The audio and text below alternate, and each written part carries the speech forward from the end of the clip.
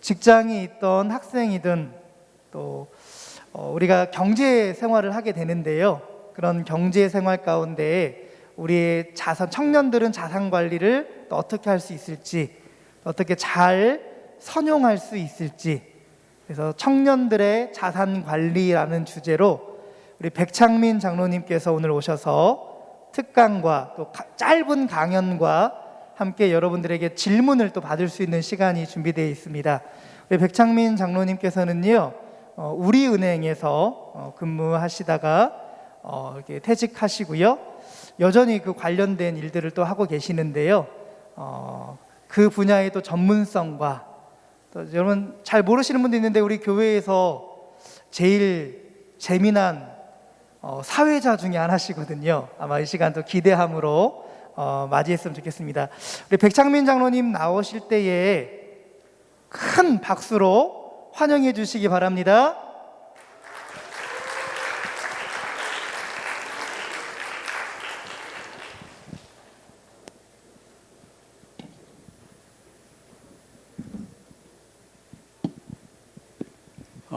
반갑습니다. 잘 소개를 해주셨는데요. 아시는 분도 계시고 경제학의 용어로 보면 청년들의 회전율이라고 그럴까요? 청년들이 바뀌는 환경 변화가 굉장히 빠르다. 우리 청년부로 봐서는 굉장히 고무적인 일이죠. 새로운 청년들이 많이 들어오고 또 잘한 청년들이 자라서 진급하고 이러다 보니까 회전율이 높아진 것 같아요. 많이 모르는 청년들도 있고 한데 아무튼 인사드리겠습니다. 저는 시온성교회 백창민 장로입니다. 반갑습니다.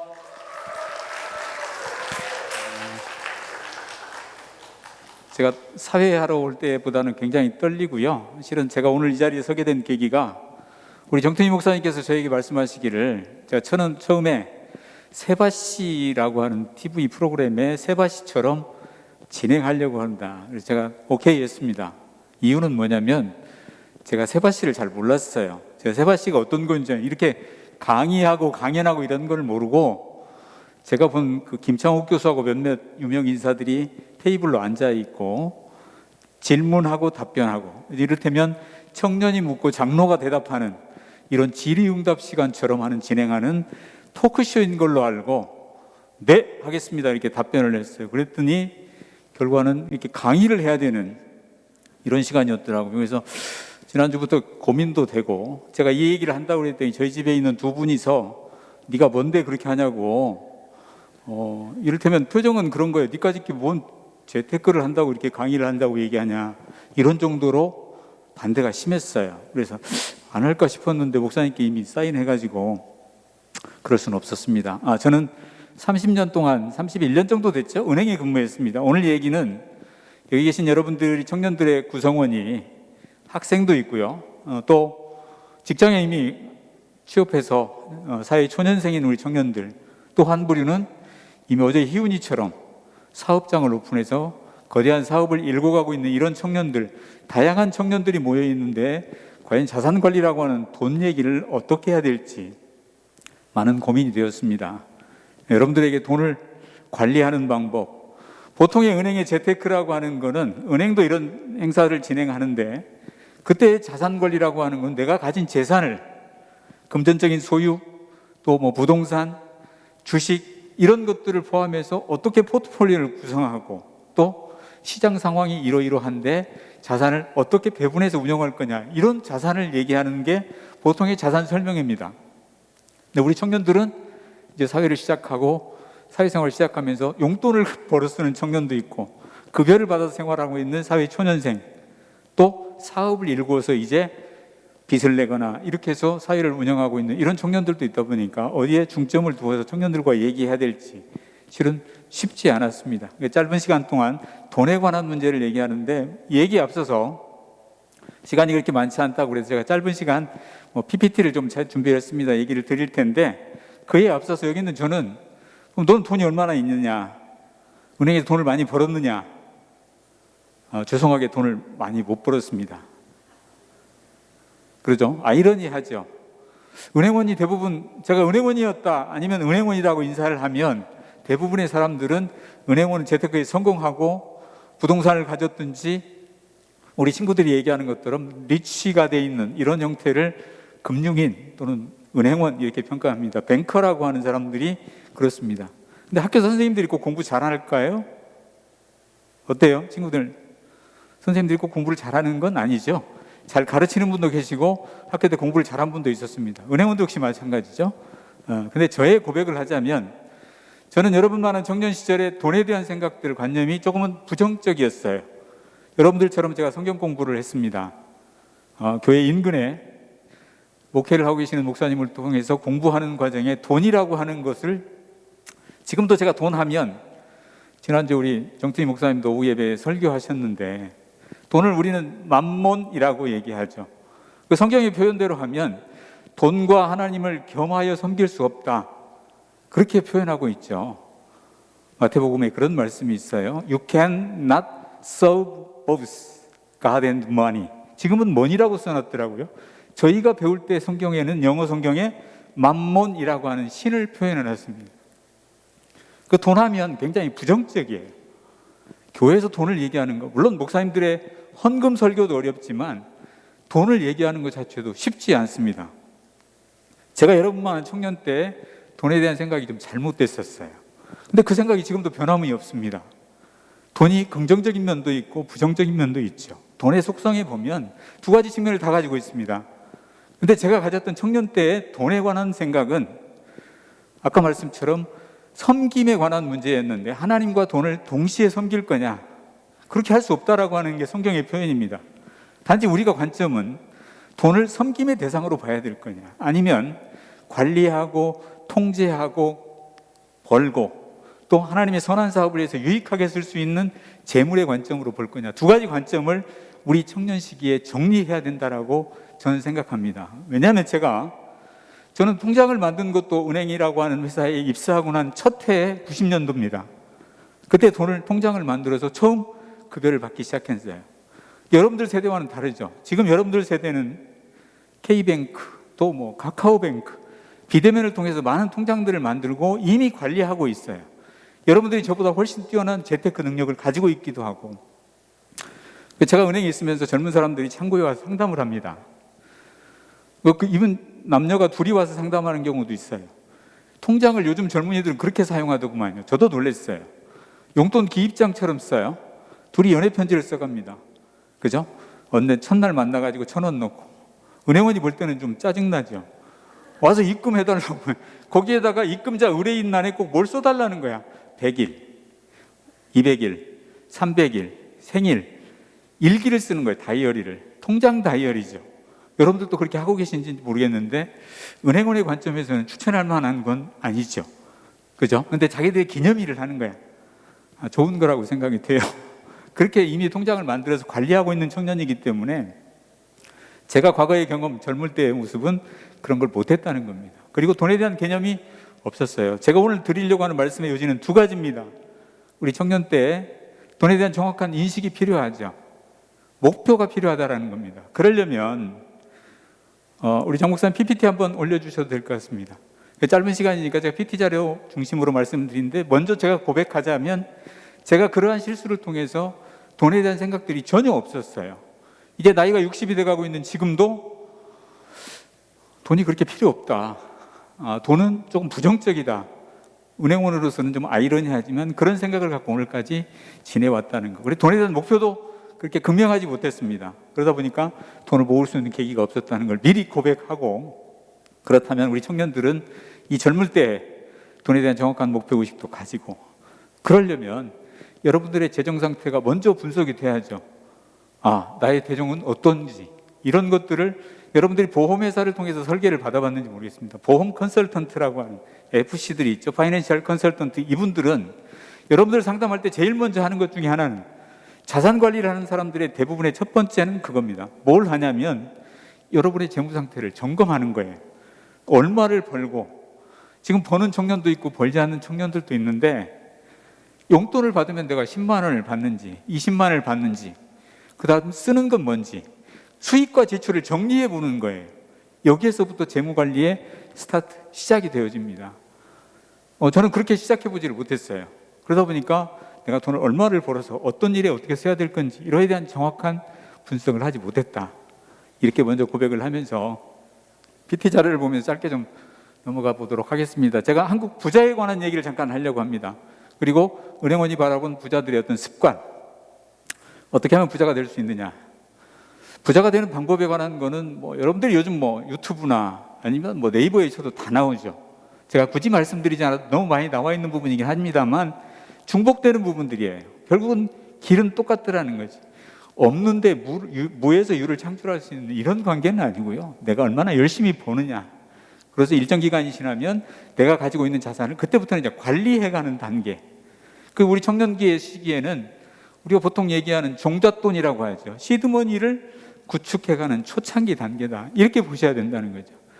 그 부분에 관한 이야기를 여러분들과 짧은 시간 나누고 혹시 필요하다면 질의응답을 받도록 그렇게 하겠습니다. 제가 앞에 나와 있는 책자가 여러분들과의 이야기를 준비하면서 본 은행원의 한 책을 쓴 책입니다. 좀 제목이 좀 특이하죠. 부자들은 모두 은행에서 출발한다.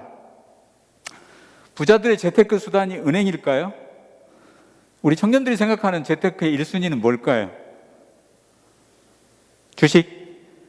지금 생각하면 가상화폐겠죠. 비트코인, 도지코인이나 코인 거래가. 제가 여러분들과 얘기를 위해서 청년 몇몇을 만나보니까 이미 하고 있는 사람도 있더라고요. 핸드폰 어플에 이미 가상화폐에 대한 시가가 계속 뜨고 있는 거예요. 저는 잘 가상화폐의 개념을 잘 모릅니다만 주식시황처럼 어제 그제 TV에 다큐 인사이드라고 하는데 전업 투자를 하고 있는 20, 30대 청년들의 이야기가 짧게 나왔습니다. 제가 봤어요. 근데 그분들의 삶이라고 하는 거는 코인의 거래 시장은 지금 우리 자본시장처럼 주식시장처럼 9시에 문을 열고 3시 반에 문 닫고 이런 종료 시간이 없죠. 24시간 풀타임으로 돌아가더라고요. 이 친구는 잠을 안 자는 거예요. 컴퓨터 3대, 4대를 놓고 친구들 3명이서 일상이 컴퓨터만 보고 있는 삶이에요. 이렇게 살아가는 가상화폐가 아마 여러분들이 생각하는 1순위가 아닐까도 생각했는데 오늘 재테크 강의를 통해서 여러분들이 나갈 때 제가 1,000만 원씩을 현금으로 이렇게 줄 수 있는 능력이 됐으면 좋겠어요. 그게 실질적인 재테크죠. 그러나 그럴 능력은 되지 않고 여러분들이 자산을 관리할 수 있는 기본적인 관계에 대한 내용들을 이야기하는데 오늘 이 책자의 저자는 은행원인데 은행의 적금을 통해서 재테크를 시작합니다. 이분 본인 표현으로 하면 적금러라고 하죠. 재테크의 기본을 적금, 물론 투자 상품에 투자도 해갑니다. 처음에 시작이 밑에 있는 제목이 조금 도전적이에요. 검소한 삶을 부유하게 한다. 부자들의 재테크 1원칙. 나는 스타벅스를 좋아하는 당신이 검소하기를 바란다. 우리 청년들과 이 얘기를 나누면서 데이비드 바크라고 하는 사람이 쓴 책이 하나 있죠. 여러분들 혹시 읽어봤을지 모르겠어요.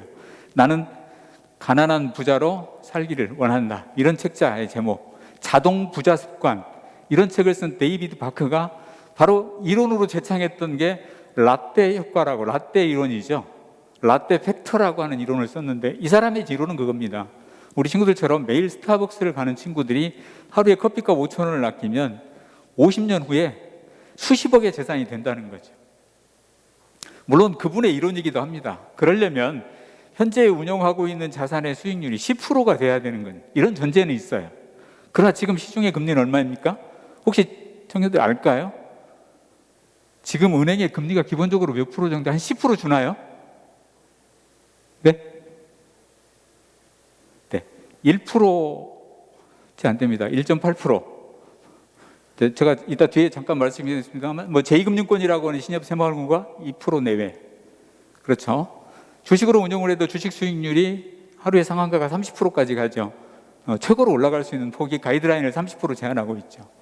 그런 것처럼 운용을 한다라고 전제했을 때 내가 지금 아끼는 스타벅스의 커피, 라떼든 여러분들 좋아하는 아이스 아메리카 한 잔을 참으면 이게 20년 후에 그분의 이론대로 수익률 10%가 갔을 때 40억을 초과한다고 합니다. 물론 거기에는 복리라고 하는 기능이 작용을 하죠. 매년 쌓이는 적립금에 이자에 이자가 붙는 복리 구조로 갔을 때. 근데 이 저자는 그에 대한 반론을 합니다. 내가 미래의 40억을 위해서 오늘의 즐거움, 라떼에 가서 커피, 스타벅스에 가서 라떼 한잔 하면서 친구와 수다 떠는 그 즐거움을 포기할 거냐? 아니면 나는 지금 즐거울 거를 포기하고 미래 20년, 30년 후에 나의 모습을 바라보면서 그거를 적금해 갈 거냐. 이런 선택의 기로에 이 은행원이 쓴 책이 이 저자는 조금 반론을 제기합니다. 나는 그냥 커피를 즐겁게 마시겠다는 거지. 여러분들의 판단일 수도 있습니다. 여러분들 거의 매일 가시죠. 라떼를 먹든 아이스 아메리카노를 먹든 스벅을 가든 아니면 조금 저렴한 게 어디죠? 1,500원짜리 더 리터 여기를 가시든지 일상화되어 있습니다. 우리의 생활이. 이제 직장인들도 식사하면 3,000원짜리 라면을 먹어도 하나 들고 나오고요. 그 왕관 그려진 여자가 있는 컵을 가지고 돌아다니는 게 굉장히 엣지 있어 보이고 좋아합니다. 그렇게 소비되어지는 게 우리 청년들의 실상이고 그에 대한 지적을 이 책자에서 지금 설명하고 있는데요. 여러분들 보이시죠? 여러분들의 미래의 모습은 어느 쪽입니까? 어디 자동차일까요? 현대자동차인가 모르겠어요. 제가 보기에는 아마 포르쉐 같아. 한 2억, 3억씩 하죠. 싸죠? 비싸지 않은 차인데 이 차를 타면서 살아가는 인생. 또 다른 삶은 돈은 좀 없는데 굉장히 영혼이 자유로운 사람이죠. 지하철에서 노숙하듯이 이렇게 살아가는 인생.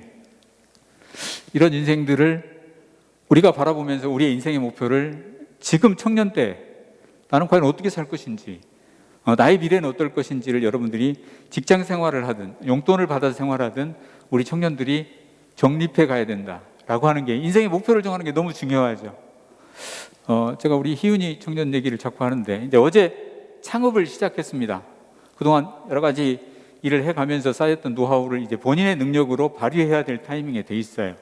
미래에 대한 설계가 필요합니다. 나는 휴대폰 가게, 백화점을 통해 가지고 얼마의 재무 목표를 달성하겠다. 이렇게 하려면 현재 시점에 시작하는 개시 대차도 대표라고 하죠. 기업에서는 그런 대차도 대표를 얘기하는데 표를 그려갑니다. 나는 오늘 자산이 얼마다, 부채는 얼마고 자본이 얼마야. 난 여기서 시작한 거야. 근데 10년 후의 목표, 20년 후에 이런 거를 재무 목표라고 하죠.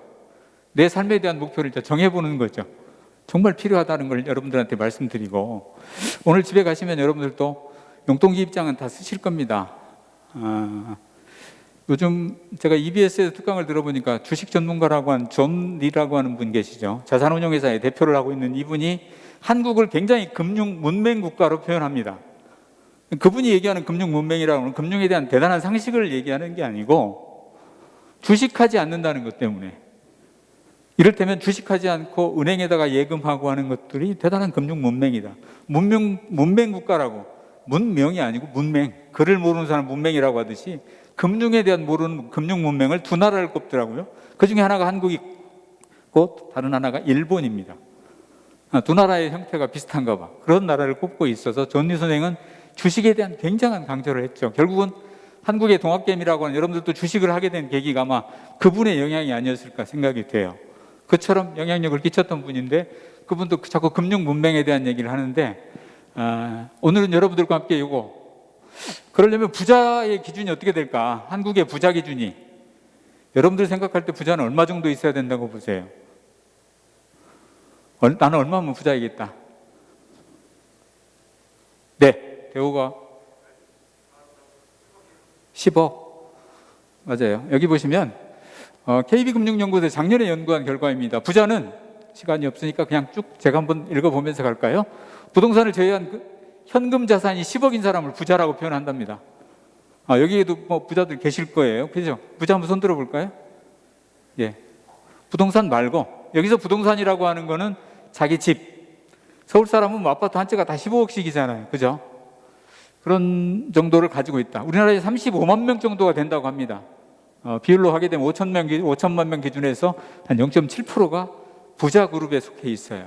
자, 두 번째, 연봉이 한 2억 이상, 세후에 수령하는 실수령 금액이라고 하는 거죠.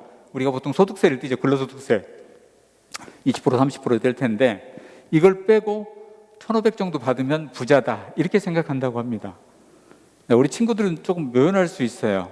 근데 미래의 여러분들의 모습입니다. 저런 모습을 꿈꿔야 된다는 것을 오늘 제가 말씀드리려고 하는 주제의 핵심이에요. 연봉 2억, 서울에 집 사는 거 우리는 꿈도 못 꿔. 평생 모아봐야, 제가 뒤에 말씀드리겠습니다만 요즘 여러분들의 세대를 지칭하는 용어가 따로 있던데 그 용어로 표현한다면 그 돈을 모을 수가 없어요. 아파트를 살 수도 없습니다. 여러분들 한 달에 매달 300만 원씩 모아도 아파트 12억 못 사요. 40년 투자해도. 그럼 좌절하게 되는데 굳이 그럴 필요는 없다라고 생각이 돼요. 그건 아니죠. 여러분들이 돈을 벌고 자산이 늘러가는 방법들은 기하급수적으로 들 수도 있습니다. 그 다음이 이제 우리가 좋아하는 부자, 성경에 나와 있는 부자죠. 마음이 부유한 사람. 우리 정tun희 목사님이 올해 받으셨던 말씀으로 제가 기억합니다. 가난한 자 같으나 부유하고 아무것도 없는 것 같은데 다 가진 사람을 우리가 부자다. 이건 제가 붙여본 거예요. 우리 성경에서는 이런 사람을 부자라고, 마음이 부유한 사람이죠. 돈이 많아도 이거에 굉장히 끄떡거리면 상하는 많이 끄떡거리는데 이거에 끄떡거릴 게 아니고 우리가 첫 번째 끄떡거려줘야 돼요. 우리 청년들은. 그죠? 제가 이제 저 1, 2번 부자에 속하지 못한 우리를 안위하기 위해서 제가 만들어 놓은 거죠. 마음이 부유한 사람. 진짜 필요하죠. 우리나라에 이렇게 부자가 되는 사람들을 꼽는 순입니다. 조금은 다른데 이게 이제 신문에 나와 있는 걸 제가 캡처를 해봤어요. 첫 번째는 나면서 부자였던 사람, 부모님을 잘 만난 금수저들이죠. 두 번째가 로또에 당첨된, 세 번째 주식이나 재테크, 네 번째 적은 돈부터 저축, 5위가 부동산인데 실제적으로 우리나라 부자들이 생각하는 부자의 1순위는 부동산입니다. 이거는 지금 신문 언론에서 잡코리아라고 하는 회사에서 이렇게 알바몬에서 조사한 건데, 제가 은행에 근무하면서 만나본 많은 부자들은 대다수가 부동산의 50% 이상의 자산을 가지고 있습니다. 부동산 부자예요. 그렇다면 그분들의 부동산이 하루아침에 부동산을 샀느냐? 제가 오늘 마지막에 여러분들 좋아하는 온앤오프라고 하는 영상을 제가 지난주인가 잠깐 편집을 해서 왔는데, 거기에 나와 있는 내용을 보시면 부동산이 하루아침에 사지는 건 아니잖아요. 그렇죠? 그러려면 점진적인 노력해서 여러분들이 벌어서 부동산에 투자하고 그게 이제 굴러가는, 아까 말씀드린 것처럼 우리가 속된 표현으로 그런 얘기하죠. 깨가 굴러가느냐 호박이 굴러가느냐. 지금 여러분들의 재테크 단계는 적은 돈이지만 아끼고 모아서 종잣돈을 마련해가는 단계예요. 근데 여러분들이 지금 생각하면서 난 서울의 강남의 개포동의 아파트 15억짜리, 그것도 13평짜리죠. 개포동이라고 아시죠? 옛날에 개발되기 전에는 개도 포기한 동네가 개포동이었답니다. 지금은 바뀌었죠. 개도 포르쉐를 탑니다. 그래서 개포동이라고 한답니다. 그 정도로 부동산 가격이 급상승해 있어요. 근데 그런 부동산을 보면서 나는 지방에서 여기서 봉급쟁이하고 내가 생활해가지고 살 수 있느냐, 그렇게 좌절할 필요는 없다는 거죠. 지금부터 이제 시작하시고 여러분들이 재테크에 대한 눈을 뜨고 목표를 정하고, 그럼 내가 어떻게 할 것인지, 지금 가지고 있는 용돈, 지금 받고 있는 알바비, 지금 받고 있는 급여 적립해 가야 되는 거죠. 이제 그게 보통 재테크에서 얘기하는 종잣돈, 시드머니라고 하는 게 되어져서 이게 굴러가면서 10억 되고 20억 되고 그게 이제 부동산 사고 이렇게 되어지는 과정이라는 거죠. 지금 젊은 때 아이고 서울에서 아파트 못 사, 이렇게 포기하셔서는 절대로 안 되겠다 말씀을 좀 드리고 싶고요. 그럼 왜 재무설계가 필요한 것인가? 여러분들이 가끔 보는 표입니다. 부모님 세대와 여러분 세대가 다르죠. 지금 남녀의 평균 연령이, 평균 수명이 많이 달라지죠. 남자는 보통 요즘 보험회사가 이제 이런 걸 산출하는데 기본적으로 사는 평균 수명이 남자들은 78세, 여자들은 83세 정도 됩니다. 이런 기준으로 봤을 때 우리 부모님들 세대는 여러분들보다 조금 덜 살아요. 은퇴 이후에. 근데 여러분들은 100세 살지 이제 여러분 세대는 120세 이렇게 살 겁니다. 그러면 직장 생활이 끝나고 난 노후 생활이 40년이 될 수도 있고요. 50년이 될 수 있어요. 자, 저 생활들을 준비하기 위한 재테크는 지금부터 준비돼야 된다. 핵심적으로는 이 내용을 지금 말씀드리려고 합니다. 라이프 사이클 동일한 거죠. 여러분들의 세대를 보통 재테크 강의하는 일반적인 자료에서 제가 한번 그냥 보여준 겁니다. 여러분들은 사회 초년기 20대, 이제 가정을 형성해가는 30대, 자녀 성장, 가족 성장, 초년기에는 수입이 지출보다는 많죠. 대부분이 이제 50대가 되어지면, 포인트가 안 보이죠? 50대가 되어지면 저희 같이 이제 은퇴를 하거나 이러면 수입보다는 지출이 많아집니다. 수입 곡선이 훨씬 상회하죠. 지출 곡선이. 그래서 여러분들 결혼을 하는 여러분들의 부모님들, 여러분들 예우고 이러다 보면 돈이 그때부터는 이제 필요하게 됩니다. 이런 자금들이 이제 노후 자금이라고 하는 거죠. 부모님들이. 자, 여러분들이 지금 이 단계, 제가 빨간색으로 체크해드린 이 단계를 사회 초년기를 겪고 있는데 이때 가지고 있는 고민이 뭘까요? 경제와 재테크에 대한 개념 부족. 제가 개념이 부족하다 이렇게는 말씀드리고 싶지 않아요. 왜냐하면 여러분들이 공부할 수 있는 루트가 너무 많아요. 유튜브 채널을 통해서도, 책을 통해서도, 학교의 강좌를 통해서도 돈에 대해서 공부할 수 있는 소재들은 너무 많다. 단지 여러분들의 지금 재정 상태를 확인하고 내가 재무 목표를 설정하는 게 너무 중요하다는 걸 강조해서 좀 말씀드리고 싶고요. 여러분들 세대가 나는 욜로족이라고 하는 걸 최근에 우리가 많이 들어서 저는 그런 세대인 걸로만 알았어요. 근데 최근 신문에 보니까 잘 안 보일 텐데 여러분들이 욜로라고 하는 표현을 썼는데 욜로보다 요즘에 나온 게 파이어족이라고 하는 게 있습니다. 여러분들 혹시 들어보셨나요? 여러분들 세대를 파이어족이라고 한답니다. Financial Independence Early Entertainment, Entire 이런 걸 썼던 Retire라고 했죠. 참 Retire Early. 조기에 은퇴하는데 그러려면 젊을 때부터 돈을 모아야 된다는 거예요. 이분들이 얘기하는 퇴직 연령을 51세로 꿈꾸고 있어요. MZ 세대라고 하는 여러분 세대가. 그래서 이제 젊은 기성세대들이 여러분들을 생각할 때 여러분들은 그냥 현실을 즐기자.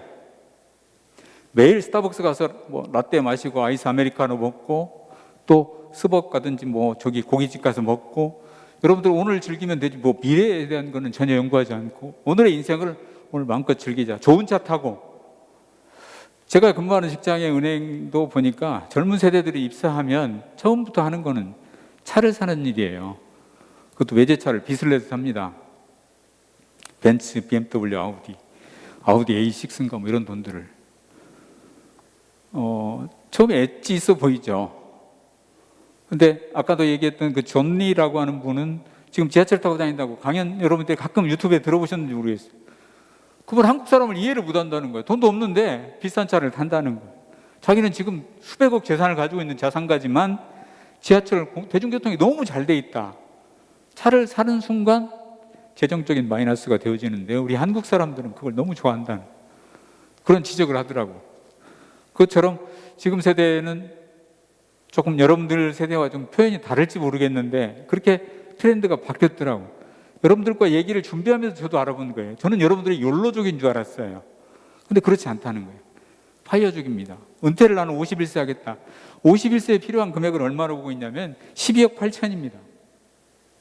한 달에 얼마씩 모아야 되냐면 350만 원 이상씩을 적금해 가야지 50세, 그것도 뭐 27, 8세에 취업을 해서 내 봉급의 대다수 70% 이상을 적금했을 때 저 돈을 모을 수 있는 거죠. 그러고 나서 나는 51세부터 노후를 즐기겠다. 이분들의 소비하는 월평균 소득 지출액을 400만 원 잡고 있습니다.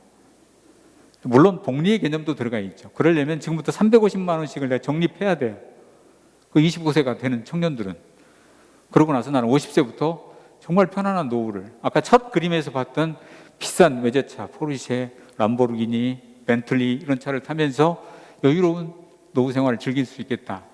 그러려면 오늘의 소비의 절제가 필요하다. 이게 이제 요즘 세대 경영연구소에서 준비했던 자료입니다. 이게 이제 뭐 실무적인 부분인데 여러분들 잘 하고 계셔가지고 잠깐 그냥 짚고 넘어갑니다. 재테크의 기본은 이제 통장 관리라고 하죠. 이미 여러분들이 통장을 다 가지고 있고 분산해서 투자하고 있고. 자, 1차적으로 제가 은행원이었기 때문에 은행 기준으로만 말씀을 드리면 입출식 통장을 통한 것들이 여러분들의 대다수의 재테크의 관리였을 거예요. 그러면 입출식 통장도 여러 가지가 있죠. 은행에서 표현하는 대로 입출식, 그냥 저축예금이라고 하는 거. 금리가 없습니다. 대부분의 은행은 0.1%예요. 그냥 유동성 자금이라고 해서 묶여두는 통장을 관리하는 통장. 그 다음에 이제 정금을 한다면 정기적금. 그보다 조금 트인 젊은 친구들, 요즘 대학생들이 많이 하고 있는 게 CMA라고 하는 통장 혹시 들어보셨나요? 캐시 매니지먼트 어카운트 해가지고 증권사에서 쓰고 있는 입출식 계좌입니다. 체크카드도 가능하고요. 그 다음에 좋은 점이라고 하는 건 금리가 은행에서 쓰고 있는 일반 저축예금보다는 조금 높아요. 이제 사업을 하는 희은이, 우리 사업하는 경택이 아마 관심 있게 봐서 그냥 단순히 회사에 체크카드에 들어오는 통장들을 저축예금이라고 하는, 아니면 기업자유 통장을 만들죠. 사업하는 분들은 사업용 계좌라고 그래서. 이 통장이 가진 장점은 입출식이 자유롭다고 하지만 금리는 없어요. 세금 떼면 거의 없습니다. 0.1%. 그리고 은행의 저축예금이라고 하는 거는 결산을 매일 하지 않아요. 보통은 6월, 12월 분기에 결산한 다음에 3, 6, 9, 12월에 결산해서 통장에 넣어줍니다. 여러분 가끔 통장에 보시면 안 주면 안 줬지 140원, 60원 결산이자 이렇게 들어잖아요. 그 여러분들이 통장에 거래했던 쭉 3개월간의 내역을 한 번에 결산해서 이자로 주는 거, 결산이자. 그러나 은행에서 쓰고 있는 MMF나 CMA는 매일 결산을 하죠. MMF라고 들어보셨나요? 예, 여러분들도 좀 관심 가져볼 만한 통장입니다. 은행을 통해서도 가입 가능하고요. 증권사나 아까 CMA도 뭐 증권사를 통해서 가입이 가능합니다. 그거는 1% 정도 단기에 입출하실 수 있는 통장은 여러분들한테 굉장히 유리하다 이렇게 보여지는 통장이니까 그거는 그냥 참고로 보시면 되겠고요. 나머지는 이제 적금입니다. 여러분들이 할 수 있는 거는 통장 관리 체크 잠깐 좀 보고 가겠습니다. 가입하신 상품이 혹시 소득공제가 지금 학생들한테는 뭐 소득공제가 의미가 없죠. 이제 직장 생활하는 여러분들 같으면 소득공제가 가능한 상품인지 뭐 대표적으로 은행에는 청약저축을 얘기합니다. 여러분들이 글씨가 좀 안 보일 텐데 소득공제, 두 번째 세금우대와 비과세. 세금우대는 지금은 여러분들에게 대상이 되는 건 없습니다. 은행에 거의 없죠. 단지 여러분들에게 좀 팁을 드린다면 세금을 좀 덜 떼는 거죠. 여러분들이 이자가 발생이 되어지면 이자 소득의 15.4%라고 하는 세금을 띱니다. 100만 원 받으면 15만 4천 원을 이자로 나라에서 바로 원천 징수를 띄어요. 그러나 새마을금고나 신협, 단위 농협 같은 경우에는 1인당 3천만 원의 비과세 한도가 있는 거죠. 그걸 세금 우대라고 합니다. 그렇다고 새마을금고가 위험할까?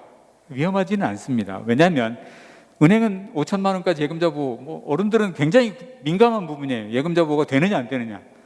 그러나 새마을금고나 신협도 중앙회를 통한 연합회에 제도적인 보완 장치가 있어서 여러분들 투자하는 정도의 자금을 관리하고 하는 데는 전혀 문제가 없으니까 그런 세금 우대를 활용한다라면 이런 상품도 신협이나 새마을금고나 단위농협이라는 데 있죠. 무슨 지역농협 이런 데 가시면 1인당 3천만 원에 또 하나 팁은 거기 출자금 통장이 있어요. 물론 그거는 해지는 불가능합니다. 1년 해지가 1년의 결산까지는 한번 기다려야 되는 불편은 있지만 여러분들이 목돈을 마련한다라고 하면 그런데 장기적으로 적립해 갈 수 있는 상품으로는 좀 추천드리고 싶어요. 신협이나 새마을금고 조합원이 되는 겁니다. 그럼 출자금을 1,000만 원까지 하면 세금 떼지 않고 1년에 한 번씩 배당을 주죠. 회사가 잘 운영해서 배당 수익이라고 해서 지원을 해주는데 그 수익률이 은행의 적금보다는 훨씬 높습니다. 3%를 줘요. 보통은 2.5%, 3%. 물론 사업을 잘하고 영업을 잘하는 신협이다 그러면 4%도 줄 수 있고 그럼 은행에 정기예금 합하면 1.8%, 거기에 15.4% 여러분들 세금 떼면 1.6% 정도 나옵니다. 100만 원짜리 1,000만 원 1년 하면 얼마 나와요? 16만 원 나오는데 18만 원에서 16만 원 정도를 여러분들 이자로 받는 거죠. 뭐 좀 복잡하긴 합니다만 그런 구조가 있다. 그래서 그런 세금 우대 상품도 여러분들이 조금 눈여겨볼 필요가 있다. 작은 금액이지만 이건 여러분들이 너무 잘하고 시고 계시더라고요. 체크카드를 통한 지출 관리 꼭 하셔야 됩니다. 요즘 젊은이들은 똑똑하더라고요. 은행의 신용카드 은행 직원은 대부분 신용카드를 권합니다. 왜냐하면 그게 수익이 되니까요. 그러나 여러분들 창구에 오시는 분들이 젊은 친구들은 절대 신용카드 난 체크카드 하겠다고 하더라고요. 그만큼 여러분들이 잘 아시고 주택청약저축 다 가지고 계실 겁니다. 여러분들 부모님을 통해서 가입이 되어 있는 사람들도 있고 없으면 여러분들이 가입하시고 또 19세에서 34세 미만의 청년들이 소득이 있는 청년 같으면 청년 우대형 상품도 있습니다. 이건 소득공제도 가능하고요. 나중에 이거는 그동안 말도 많던 이 부동산에 청약할 때 가장 유리한 통장이기 때문에 이거는 기본적으로 혹시 안 가지고 있는 청년들이 있었다면 그냥 단돈 2만 원부터 가입이 가능합니다. 추천드리기는 10만 원 정도를 매월 자동이체 적립하면 좋을 상품인데 그 다음에 이제 연금저축하고 펀드 부분은 여러분들께서 좀 고민해야 될 부분이죠. 연금저축을 시작한 분도 있고 부모님께서 가입해 준 상품들이 있는 청년들도 있을 텐데 은행을 통한 상품이라면 청약저축과 연금펀드도 가입이 가능하죠. 제가 오늘 괜히 그 존리 선생님을 자꾸 얘기하는데 그분이 강력하게 얘기하는 것 중에 하나가 연금 부분입니다. 미국은 뭐 401k인가 해서 연금제도가 활성화되면서 대부분의 미국 시민들은 연금펀드에 가입을 해 젊은 나이부터 가입을 해서 노년에 전혀 걱정이 없는 삶을 살고 있다. 우린 연금이 가입되지 않다. 이런 얘기를 하는데요. 이거는 아까 뭐 제가 말씀드린 대로 여러분들이 조금 지출을 통제하면 좋겠다. 재테크의 가장 기본은 수입을 많이 벌든지 일을 열심히 해서 여러분들이 버는 게 가장 기본이라고 제가 말씀드리고 싶고, 두 번째는 짠테크입니다. 뒤에 영상도 잠깐 보겠지만 여러분들이 소비의 많은 부분들을 소비성 지출에 충당하고 있다. 공감하시는지 모르겠어요. 뭐 이미 저축을, 나는 아빠한테 용돈 30만 원 받았는데 들어오자마자 나 20만 원 적금하고 있다, 이런 분도 있을 수 있는데, 대부분의 우리들의 삶은 저를 비롯해서 우리 청년들은 더 하겠죠. 매일 친구 만나고 학교 앞에서 밥 먹어야 되고 커피 마시고, 이런 소모성 지출이 84%에 이르고 있다는 게 통계 자료입니다. 그래서 지금 제가 위에다가 뭐 짠테크라고 했는데, 뒤에 볼 영상에 온앤오프에 들어있는 영상 자료에도 뭐 이분이 얘기하는 것 중에 결국은 두 가지의 테크를 얘기합니다. 여러분들 세대 젊은 청년들의 재테크의 핵심을 얘기한다라면 돈을 아끼는 거, 짠테크, 그 다음에 일을 열심히 하는 거. 아까 제가 말씀드리면서 부자들이, 한국의 부자들이 되는 부자의 방법 중에는 제가 은행에서 보니까 상속을 받아서 부자가 된 사람들이 전체 부자 계열 중에 10%가 됩니다. 이게 보통 흑수저라고, 뭐 금수저죠. 내가 부모님한테 잘 물려받은 유산이 많다, 아버지가 사업했는데 내가 물려받았다, 이런 부자가 10% 됩니다. 그럼 나머지 두 번째 나머지 부자들은 어떤 유형이냐면 자수성가형이라고 하죠. 내가 일 열심히 해서 버는 사람들이에요. 그 유형의 첫 번째는 전문직 사업자예요. 은행에 오시는 분들 중에 은행을 다양하게 관리하고 있는 고객들을 PB 고객, 프라이빗 뱅커들이 관리하고 있는 고객들이 대부분 전문직 종사자입니다. 의대를 나와서 의사가 되고, 법대를 나와서 판사가 되고, 변호사 되고, 이런 분들이 그 계층에 있는 그룹 중에 제일 많아요. 아직까지는 한국의 사회에서는 전문직에 있는 사람들이 돈을 많이 법니다. 그럼 여기 있는 우리 친구들은 이미 의대를 다니고 있는 친구도 있고, 뭐 로스쿨 다니고 있는 친구도 있고, 일반 직장에서 난 취업을 준비하고 있는 친구들도 있는데 나는 전문직은 아니구나. 그렇다면 또 돈 버는 사람들이 운동선수들이 많이 벌더라고요. 혹시 알죠? 여러분들 잘 아는 전북 현대 축구 선수들 얼마 벌을까요? 연봉이 한 3천씩 버나요? 아니더라고요. 2군 선수들도 다 억대가 넘어요. 물론 뭐 손흥민, 박지성 이런 선수는 우리가 대표적인 부의 상징이죠. 많이 벌었죠.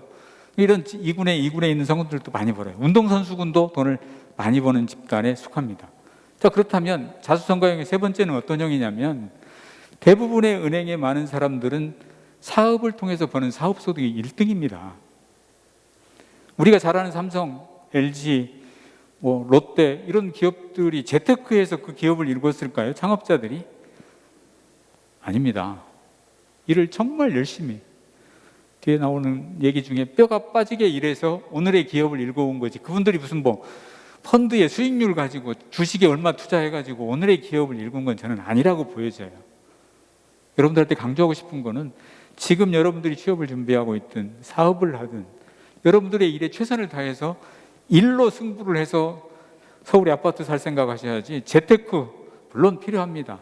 종잣돈을 잘 모아서 여러분들이 필요한 자산들을 운용하게 가는 기술을 은행을 통해서 이제 출발하고, 그게 되어지면 주식, 가상화폐 이렇게 넘어가겠지만 기본은 아끼고 절약하고 일을 열심히 하는 게 핵심이라는 거를 여러분들 좀 말씀드리고 싶고, 시간이 막 넘어가니까 자산관리에 대한 원칙, 제가 뭐 그냥 기본적으로 금융권에 쓰고 있는 양식을 제가 한번 좀 써봤습니다.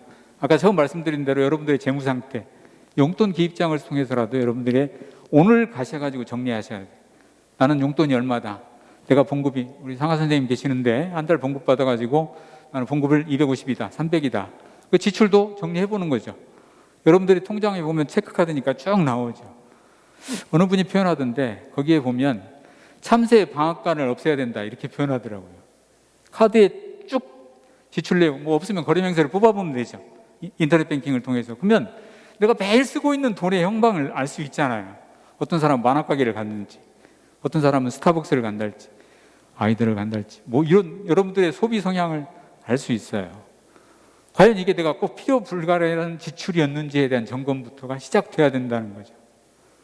그래서 그걸 절약하고 아껴서 목돈 마련하는 데 전략하는 분, 아까처럼 분명한 목표와 원칙이 있게 투자하라.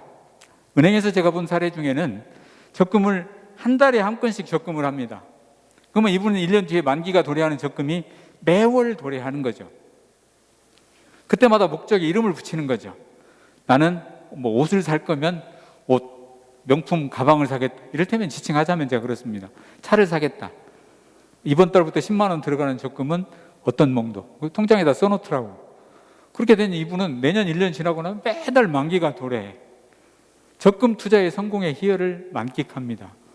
제가 아까 은행에서 조금 재테크에 실패했다라면 제가 적금을 한 번도 만기에 타본 적이 없어요. 은행원이 가진 단점은 은행 직원들은 매일 창구에 있다 보니까 내가 필요할 때 언제고 해지할 수 있는 거예요. 제가 있을 때 1990년대에 처음 입사했을 때 기준으로 보면 매달 12만 5천 원씩 3년을 적립하면 500만 원을 탔습니다. 25만 원씩 넣으면 3년에 1000만 원 적금을 이렇게 목돈을 마련할 수 있는 가입은 제가 2번 해봤어요. 만기를 못 가는 거예요. 친구 와가지고 뭐 하다가 그냥 해지하고 이러고. 중도 해지라고 하는 거죠. 이자를 안 줍니다. 중도 해지 이율이 있긴 하지만. 그래서 여러분들은 만기까지 가는 그런 전략들을 꼭 필요하고 적금을 가입하면 적금에 따라 이름을 붙이라는 거죠. 병태기가 오늘 적금을 넣었다. 오늘 사업에서 오늘 가게가 잘 되니까 나는 1년짜리 적금을 넣어야 되겠다. 그럼 적금에 이름을 붙여서 목적 자금으로 활용할 수 있는 정확한 목표를 설정하는 거 중요합니다. 습관처럼 하나는 거 뭐 두말할 여지가 없고요. 지식과 수익은 정비돼야 한다. 은행이나 증권, 뭐 주식을 해도 좋고 가상화폐를 해도 좋은데 그에 대해서는 반론을 제기하지는 않습니다. 그러나 여러분들이 하려고 하는 상품에 대한 공부도 필요하다는 거죠. 아까처럼 제가 말씀드린 우리 친구들에게는 좀 먼 얘기일지 모르겠는데 비과세가 되는 상품은 어떤 거고 내가 급여생활자 소득공제를 하기 위해서는 연금저축에 얼마를 넣으면 700만 원까지 1년 지나고 나서 한 달 뒤에 적금 꼭 하잖아요. 이런 부분에 대한 공부들은 여러분들이 좀 필요하다는 걸 말씀드리고 싶고요. 이거는 뭐 재테크 전문가들이 동일하게 항상 얘기하는 겁니다. 장기 투자와 분산 투자입니다. 우리 속된 말로 몰빵하지 말라는 거죠. 그리고 길게 투자하라는 겁니다. 뭐 제가 전문가는 아니지만 주식에 투자하는 분들도 오늘부터 내가 삼성전자 주식이 됐든 현대자동차 주식이 됐든 내 용돈에서 조금씩 쪼개서 한 주씩 사가면 여러분들이 저만한 나이 때는 주식의 부자들이 될 수 있는 거. 단타 해가지고 내가 오늘 수익률 났는데 내일 팔고 이렇게 하면 공부 못하죠. 여러분들이 공부할 수 없습니다. 그래서 기본은 장기의 이 부분이 얘기한 거죠. 워렌 버핏이라는 똑똑하신 분이 이미 얘기하고 있는 부분이라 제가 말씀드리고 거의 끝나가고 있습니다. 저축의 심리라고 해서 부자와 가난한 자, 빈자와 부자 두 사람의 차이를 이렇게 좀 적어본 건데요. 빈자는 현재 수입이 작아서 저축할 수 없다. 핑계죠. 제가 아까 말씀드린 대로 용돈 10만 원 받는 분 같으면 10만 원 중에 얼마라도 내가 투자할 수 있다면 할 수 있고 두 번째, 당장 들어갈 돈이 많아서 저축할 여력이 없다. 이게 돈이 없는 분들의 변명이라고 합니다. 세 번째, 낮은 이자와 인플레이션으로 저축해봐야 소용없다. 이 돈 모아가지고 서울에 집 못 산다. 포기하는 거죠. 그렇지 않다는 거 제가 말씀드리고요. 즐길 수 있을 때 인생을 즐기자. 욜로의 삶이죠. 욜로. 자, 그렇다면 부자는 수입이 아니라 저축으로 나는 부자가 된다. 아까 뭐 수입을 많이 하는 경우도 있죠. 내가 사업을 해서 돈을 많이 버는 방법도 있고 저축을 하는 방법. 빨리 시작하고 오래오래 저축한다. 작은 종잣돈부터 시작해서 나중에 돈을 번다. 지금 재테크 전문가들이라는 사람들이 많이 얘기하고 있는 거예요. 여러분들 자고 있지만 돈이 일하게 하라는 거예요. 그 돈이 일하게 하려면 일정한 돈이 목돈이 있어야 돈이 일하지. 지금 여러분들 돈 일하게 하려고 했더니 일할 돈이 없는 거야. 지금은. 그러나 지금 여러분들이 노력하고 해서 목돈 시드머니라고 하는 목돈을 준비해서 여러분들이 돈이 일할 수 있는 그런 여건을 준비하는 단계. 지금 여러분들의 상태가 너무 중요하다고 저는 말씀드리고 싶고요. 작은 돈을 아껴야 큰 돈을 번다. 이건 뭐 저희 할머님이 하셨던 말씀 같은데 지금도 통용이 되는 말씀이에요. 지금 아끼지 않은데 여러분들이 어떻게 부자가 됐다는 거는 제가 큰 부자 얘기했는데 아까 얘기했던 온앤오프 잠깐 한 2분 정도 되는 거 강의를 한번 잠깐 큰 소리 한번 올려주겠습니까?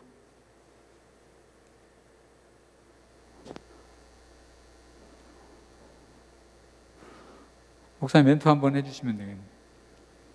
잘 아시죠? TV에 온앤오프 아마 일주 전인가 했었던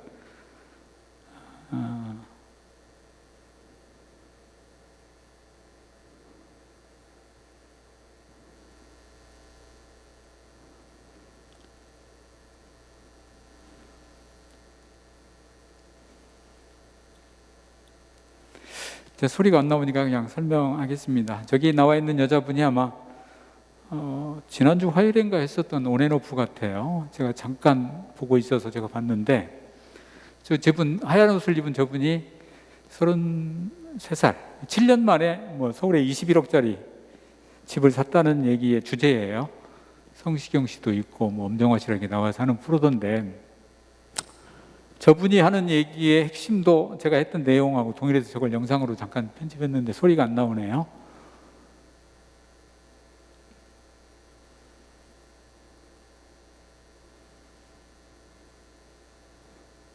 이 영상 잠깐 보고 마치도록 하겠습니다. 자, 저기 보시면 1억까지는 무조건 짠테크와 1테크다. 저분이 강조하고 있는 내용이에요. 그러나 우리가 착각하고 있는 거는 대부분 저 사람이 1억을 가지고 2천만 원 것이 시작해서 7년 만에 21억의 건물을 샀다고 얘기하니까 저분이 겪어봤었던 과정에 대한 건 다 통으로 편집하고 어떻게 21억짜리 건물을 샀느냐, 여기에 포커스를 맞춘다는 거예요. 그러나 핵심은 이분이 2천만 원이 21억짜리 건물을 사기까지의 과정들, 그 두 가지로 표현했습니다. 1테크와 짠테크. 저분이 저기 나오는 강사 잘 아시죠? 이분 유수진이라고 하는 자산 전문가죠. 강의도 많이 하고 그러더라고요. 저 사람이 하는 얘기예요. 돈을 일 안 하고 어떻게 버느냐, 아껴 쓰지 않고. 저 사람은 집에서 사는 옷을 왜 사는지 자기는 이해할 수 없다는 거예요. 내가 집에서 입는 옷, 허드레기 옷을 입는데 뭐 그게 정답은 아닙니다만, 결론은 그겁니다. 저분들이 얘기하는 핵심은 돈을 벌기 위한 과정에서 중요한 거는 일을 열심히 하는 거예요. 우리 청년들한테 당부하고 싶은 거는 핵심은 그겁니다. 여러분들이 취업을 준비하고 있다. 나는 공부하고 있다. 나는 어디에 입사를 해야 되겠다. 임용고시를 준비하고 있다. 그 일의 시작이 돈을 벌기 위한 재테크의 1순위고요. 그 다음에 절약이죠. 아껴 쓰면서 절약하고 하는 것들이 모여서 이제 종잣돈이 되어지면 그때부터 여러분들에게 투자의 개념이 들어가는 거죠. 주식이 됐든 펀드가 됐든. 결론으로 마무리를 하려고 합니다. 성경에 보면, 제가 오늘 한 권의 책을 우리 회장님께, 여러분들이 제가 저자였으면 다 드리려고 했는데 오래전 책입니다. 제가 젊은 시절에 읽었던 책, 젊진 않았지만 왕의 재정이라고 하는 김미진이라고 하는 분이 있었는데, 이분이 현재는 뭐 장로님이시더라고요. 근데 이분 저자에 관한 문제가 최근에 논란이 되기도 했는데, 뭐 그걸 떠나가지고 책의 내용이 이분이 주장하는 부자들의 섹터를 4곳으로 나눴어요. 부자는 성부라고 합니다. 거룩한 부자. 또 하나는 성빈, 거룩한데 가난해. 그 다음 한 부류가 속빈, 가난한데 또 세속적이야. 또 하나는 속부. 보통 우리가 성부라고 하는 사람들, 돈도 많은데 삶도 아름다워. 아마 우리 청년들이 꿈꿔야 될 부자가 바로 이런 부자입니다. 하나님께서 우리를 축복하시면서 열심히 일하는, 근면하고 성실하게 살아가는 여러분들에게 부의 축복을 주시겠다는 게 하나님의 약속이더라고요. 근데 제가 처음 잘못 알았던 것처럼 성경은 돈에 대해서 부정적이다, 제가 이런 선입견을 가지고 있었던 게 좀 잘못된 판단이었어요. 성경의 깊은 역사는 부유함의 역사예요. 열심히 일하는 청년들, 열심히 일하는 우리 크리스찬들에게 하나님은 부를 선물로 주시겠다는 게 약속입니다. 믿음 있는 약속이에요. 성경 이 책자의 저자가 표현하는 성부, 거룩함도 이루면서 여러분들이 부의 목표를 정하는데 왜 내가 부자가 돼야 될 것인지에 대한 명확한 목표가 오늘 설정이 돼야 된다는, 그거를 내가 좋은 차 타기 위한 거냐, 좋은 옷을 입기 위한 거냐, 아니면 내가 이 돈을 벌어서 내 삶의 목표. 이런 부자를 우리가 옛날 고사에 보면 경주에 아마 최부자라고 많이 들어봤죠. 이 사람은 곡간을 열어가지고 가는 가뭄 때 백리 안에 가난한 사람들이 없도록 곡간을 다 풀어라. 우리나라의 성부라고 표현할 수도 있죠. 근데 그런 것처럼 부자가 돼야 되는데 나보고 다 잘 살기 위한 부자가 될 거냐, 아니면 거룩한 가난함도 있습니다. 보통은 성직자들이죠. 돈이 한 푼도 없어요. 최근에 돌아가신 정진석 추기경인가요? 소거하셨는데 뭐 전체 자산이 700만 원, 800만 원 됩니다. 그럼에도 불구하고 아름다운 삶을 살고 가신 분들, 대부분의 성직자의 삶들은 이 성빈이라고 표현하죠. 또 돈을 많이 벌고 있는 부자들, 속빈, 돈은 많은데 세상의 지탄, 돈을 통한 갑질, 비행기를 회항시킨 모, 자기 집에 일하는 사람들을 갑질하는, 돈은 많은데 세상적이야. 세상에 존경받지 못한 사람들을 부라고 표현했더라고요. 또 하나 부자, 가난한 사람인데 가난한 데다 대고 세속적이야. 추해. 가난한 자 같으나 부유한 삶을 사는 사람들을 우리는 뭐 성빈이라고 표현했는데 우리 청년들은 앞으로의 삶이 오늘부터 재테크에 대한 목표를 분명히 하는데 내가 어떤 부자가 될 것인지에 대한 목표를 정하고 오늘부터 노력해가는 거. 그러기 위해서는 여러분들의 재무 상태를 점검하는 용돈기 입장이죠. 우리 초등학교 때 쓰는 사람들로 보면 정리해서 보고 내가 어디에 집중해야 되고 있고 또 어떤 걸 정리해야 될 것인지는 제가 말씀드린 것도 여러분들이 쫙 보면 알 수 있죠. 그래서 미래의 부자들이 앞으로 2, 30년 후에 시온성계 청년들이 이 땅에 제가 처음 제목으로 말씀드렸던 것처럼 우리나라의 거룩한 부자들이 많이 배출되시기를 기도하면서 기대하겠습니다. 이상으로 마치겠습니다. 고맙습니다. 이 책 두 권은 우리 1, 2청년 회장님들께 제가 한번 선물로 드리도록 하겠습니다. 우리 태기하고 익재 있어요? 네. 왕의 재정이라고 하는 책인데 여러분들 재정 관리에 좀 도움이 됐으면 좋겠습니다. 고맙습니다. 마치겠습니다.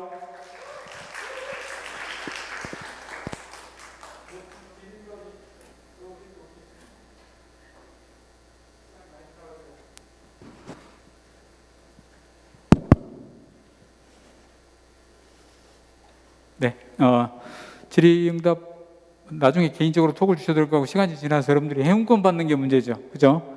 예, 마치겠습니다. 네. 네, 앞서 좋은 말씀 해주신 우리 백찬민 장로님께 한 번 더 감사의 박수 부탁드리겠습니다. 그리고 장로님 수고해 주신 김에 저희 행운권 우리 장로님께서 한번 뽑아주시면 감사할 것 같습니다. 오늘 저희 행운권 스타벅스 1만 원 기프트 카드 5장 준비했습니다. 먼저 네, 먼저 첫 번째 나오는데요.